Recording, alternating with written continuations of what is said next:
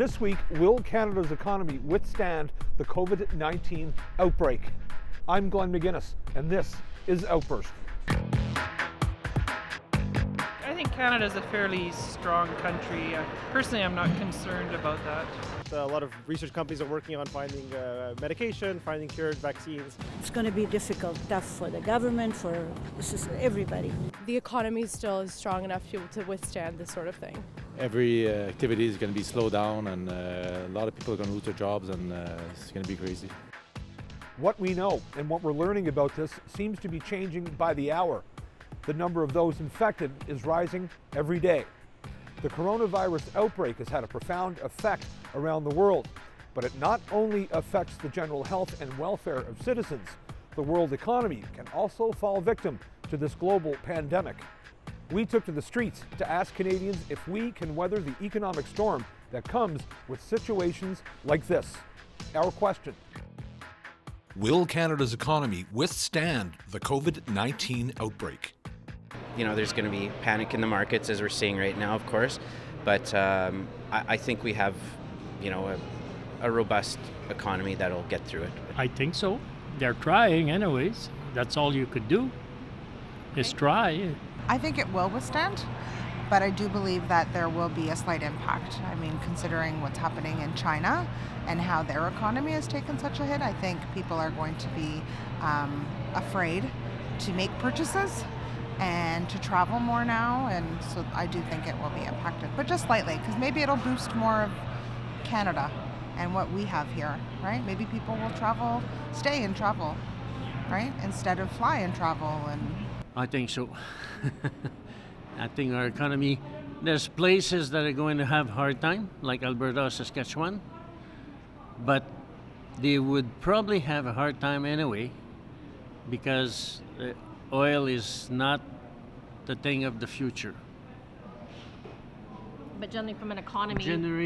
Generally for the whole Canada, it'll be good. Like, we'll have a hard time a little bit, but it's not going to be that bad, I don't think. Certainly it's a crisis. I think it's definitely a crisis. The economy's reacting to our reaction, and we were just talking about it. Everybody's reacting right now, where there's not really response. Well, I was very happy to hear that our government was doing a prevention and education. We're putting money in prevention and education. These are good words. These are good things, instead of reacting, saying, no, we're going to shut down. So we need to, preventative measures, absolutely, and education, because there's so much crap going on, and people are saying that, oh, this is going to cure it, and oh, don't do this because you'll get it, when in reality, where's this information coming from? So I'm very... Everybody's reacting right now, but it's all going to blow over. I'm hoping so. We're very lucky as a country as far as the number of people we have with the virus. I think we will. I think we learned a lot from the last one. And I think we're preparing as we have to prepare. It's not unusual for Toronto and Vancouver to have the number of cases they have, because those are the big international centers, especially from Asian countries and from Europe. I think we'll survive. What other choice do we have? Yeah, I do think we are prepared. Maybe we need to start making steps already, to be more prepared, things like this. I know that our dollar's low and things like this, so we're not in a perfect place. But I think Canada is strong enough to be able to withstand this. There's at least two Canadas. In the Winnipeg, Canada, easily. In the Toronto, Vancouver, Montreal, Canada, with a lot more hardship. So easily overall, but it's going to be tough for the populated areas where people from other places come and go and visit relatives. Well, we're such a small little cog in such a big wheel. I don't see why it should be a problem. I mean, we got socialized medicine after all, right? I think it's going to have a bounce right now because there's a lot of emotional reactions to it, a lot of misinformation that is leading to some poor decision making. So short term, yes, there's going to be some reactions. I mean, you look at gas prices, they tumbled 20 cents a liter. I mean, it's kind of nice, but still not a good reason for it to happen. I think it'll bounce back. I think so. I mean, I haven't really followed the budget, but I think Canada's a fairly strong country. Personally, I'm not concerned about that. It won't stand because every activity is going to be slowed down, and a lot of people are going to lose their jobs, and it's going to be crazy. Especially in Alberta, where the price of oil is going really down. The province is going to go not bankrupt, but is going to need the help of the other provinces. It's going to be the other way around this time. I think so. I think Canada's pretty well positioned as a software economy. There's a lot going on. Canada has a lot going on for it. Also, I think that a lot of research companies are working on finding medication, finding cures, vaccines. So I don't think it'll be too long that this thing's going on. I think Canada will be definitely at the forefront of when medication comes out. Canada will be the first to have it, and so I think Canada will do a pretty good job handling it. It's going to be difficult, very difficult. I'm no one to really analyze or that, but just a normal, simple, humble idea from my part that I think it's going to be very tough. It may handle to a certain extent, but things are it's going to be difficult, tough for the government, for everybody. I think so. It's pretty strong. I think it's a really great country. It's really strong, but we'll see. I don't know. I hope so. I think it would. I think that it's sort of a blip in people's mind right now, and people are kind of freaking out a little bit about it. And I think that compared to like the recession before, I think that the economy still is strong enough to be able to withstand this sort of thing. I don't have a crystal ball. It's very hard to determine how everyone will react to it. It's still developing. Too early to say, yes. We need to see that because like the way it's going in France and China, the economy is like, they're taking a big hit, especially now everywhere the financial markets are taking a really big hit on the subject. So I don't think Canada will be immune to what's happening, but we'll see, I guess. Although we've made strides in gender equality, many will tell you much more needs to be done. The Canadian Centre for Policy Alternatives argues that at its current pace, Canada would take 164 years to close the economic gap between men and women. We took to the streets to ask Canadians if our country's progress on equal opportunity is enough. Our question: how would you rate gender equality in Canada? I'm absolutely sure we're way better off than some places, but still have a ways to go, for sure. No, I think we have a long way to go on that, not just in Canada, but probably everywhere. Again, that's an issue that we're probably getting there, but we're not quite there yet. It's actually not bad. I really don't think it's as bad as it might be made out to be. I think there's always going to be issues with gender and issue with race. I think what you have to do is realize that you have to rise above that. You have to make your own way. If there's something you're passionate about or something you want to do, instead of looking at something as a roadblock, you got to figure out how to go over it, under it, or around it. I think people are getting more used to the idea of having the sexes be the same, equal, but we're still kind of in the old days in that respect. I don't know why. I think it's silly. Everybody has 2 legs, 2 arms, 2 eyes, a mouth. Everyone can work and not work, so. Well, I think it's been improving, certainly in the workplace. I'm now retired, but I've worked in the corporate world, and in my 40-year career, it certainly took positive steps forward. Still lots to go. I think in my workplace, it's a pretty important issue, and more people are talking about how we can make sure everybody feels like they're understood and that the right language is being used to address who they are and who they believe they want to be. So, again, more people are talking about it, so that's a good move forward. Probably not where it needs to be. I know there's you just need to spend sort of 5 minutes on Twitter or Facebook at the comment section, especially on Twitter, to see what could happen to women in public positions, especially women in politics. That can be particularly egregious. So I think we have a ways to go. I don't think we're as bad as some countries, but I think that there is room for improvement, because I don't think that women are treated fairly. I don't think they're treated equally. They certainly are not paid their worth. Women, girls, females in Canada, in North America probably have some of the best equality in the world. That being said, Women make 70 cents on the dollar for what men make. Men run corporations, are at the top echelon of power. So certainly we have a long way to go. Violence against women we still haven't addressed. Like years and decades after, we have funding cuts right now provincially to our sexual assault centers and to women's programming, which is so unacceptable. So in some ways, I think we are certainly ahead of the curve. Then in other ways, there are really still significant social issues that we need to address. I'd say it's definitely up there with the better of most countries in the world for sure, especially the lesser developed countries and Middle Eastern countries and stuff like that. But still got a ways to go for sure in regards to wages and women's rights when it comes to abortion and stuff like that. But we're doing fairly good, but we still got a ways to go to get there. I would say it's pretty equal. I don't find any bad thing in Canada with gender equality. No. I think it's pretty good on that. I think everyone is, looked after in each way. Women are not put down. Gays are not put down. Everyone is accepted a lot more than, years back. So yes, it's improved hugely, and I think everywhere. I think all over, everywhere. I would rate it probably not very good.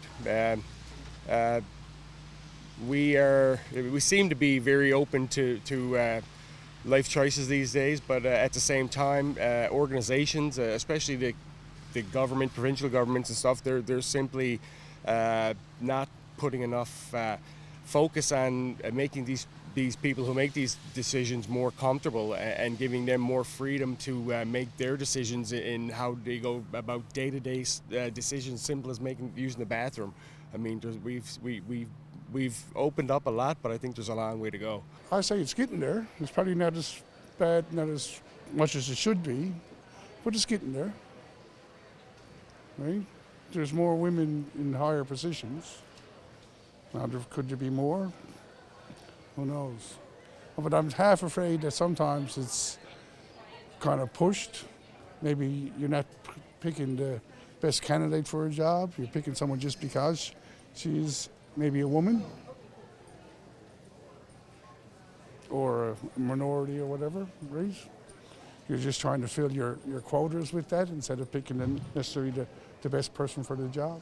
As a woman, I feel that it can obviously do better.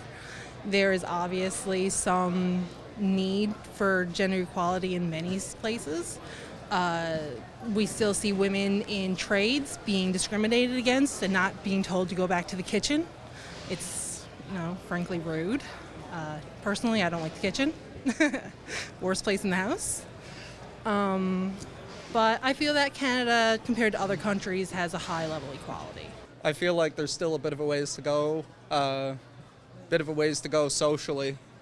I think that installing kind of like corporate mandates from the top isn't really the way to go about it. I think it's just a gradual go at changing the social outlook, and then that filtering up rather than from the top down.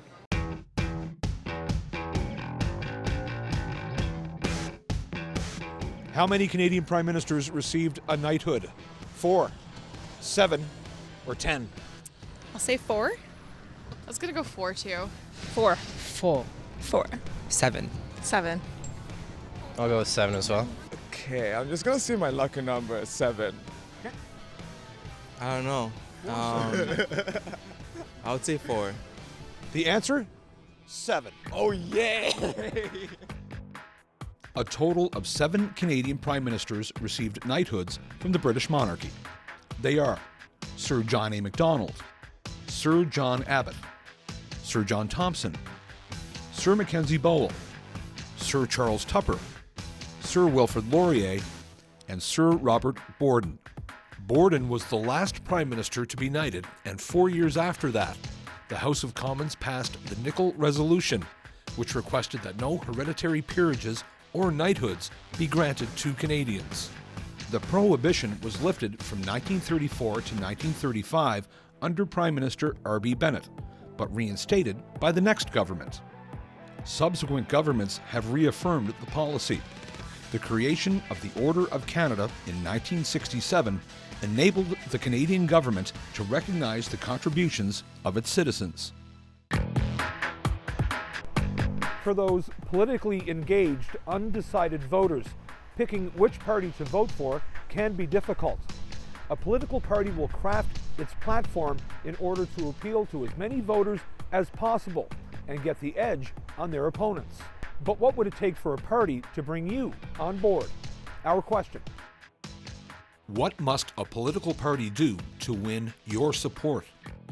Well, I voted for the NDP this time. I voted for Harper because I like his position, his foreign policy positions. I thought he was good on some of the Middle Eastern policy positions. I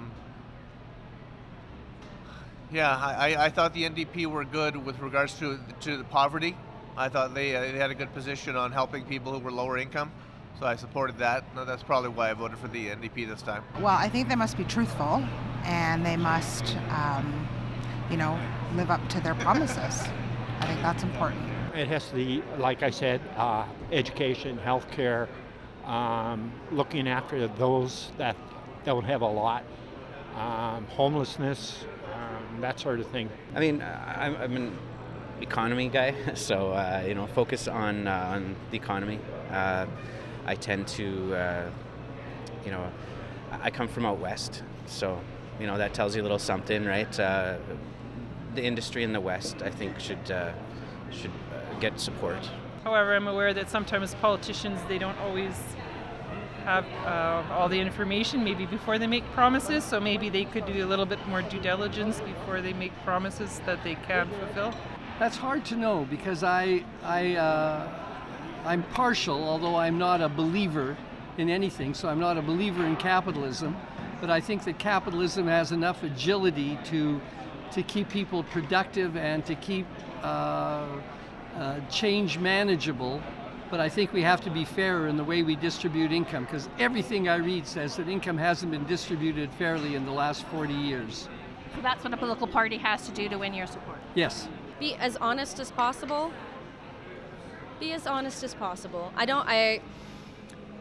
Unfortunately, with today, it's sad the way that politics are going. It's like, for the last election, I voted for a party that I wanted to vote for another party, but I knew if I voted for that party, my vote would have been thrown in the wind, and then the other party that I didn't want to win might have won. So it's, the lesser of all evils. That's pretty much what happens. It's like, okay. But for you, honesty is a big... Of course. But I can't even guarantee that when it comes to politics, so the most honest. Guaranteed annual income would be great. I mean, I don't see anybody saying that. And I don't understand why not. I mean, it's just such a basically good idea, and none of the parties talk about that. Be visible in my neighborhood. That's how I choose who represents me, the people that I know. So if I see them out and about and doing stuff, that's who I vote for. I'm not going to vote for someone just because they're popular. I think, honestly, just demonstrating good common sense approach to things. Nothing too extreme one way or another. Also resisting the temptation to, when you get a couple of outliers, crying that they need attention, we really have to focus on what's good for, all of the people, not just sort of specific groups at times. You need to respect everybody. So even if you can't just be looking to please a majority in order to get their votes, I really respect a political party that is looking to be open to every nationality, every religion. Canada is an inclusive place, and we gotta keep on building off of that. And we're not perfect yet, so if we can keep on building to include more people and continue to be respectful, I really appreciate that in a political party. I'm a student right now, so I guess if they can help students as much as they can, they get my support in any way. It doesn't matter which political party. So there's definitely the leader, who he is as a person, or who she is as a person. I really want to take that into account. But also I like seeing from their budgets more progressive budgets, less focus on reliance on like oil, for example, less reliance on pipelines. I think we should shift towards a new economy, and I think that the more conservative approaches to the economy and to the budgets is definitely not the way to go. I think I like to see someone who's sincere in what their policy is. I like to see open and transparent policy. I'm more focused and interested in environmental and social issues as well, but I think that it needs to make sense within economic policy. Yeah, it's very complex, that question, I think. Those would be the main ones, though. I don't know. Mostly, I think more on the liberal side, probably. So, in the States, I'm more of a Democrat, so I think here I support that probably more. So, I don't know all the issues, though, but generally want to make sure everyone's doing okay and try to spread the wealth for everybody. Historically, Canada has always been looked upon favorably by other countries around the world. We're known as peacekeepers, and our efforts during times of conflict throughout the generations is still looked upon as heroic. But the world is always changing, and Canada is no exception. We sent our cameras out to ask Canadians how they feel we are perceived around the world in 2020. Our question: how do you think Canada is viewed by other developed nations? I would hope they view us as a good nation, a good nation to partner with when it comes to economic development and growth and stuff like that. And I'd say Canadians are like right across the world, basically. And I would hope that other developed countries strive to be more like Canada and less like our counterparts to the south, for sure.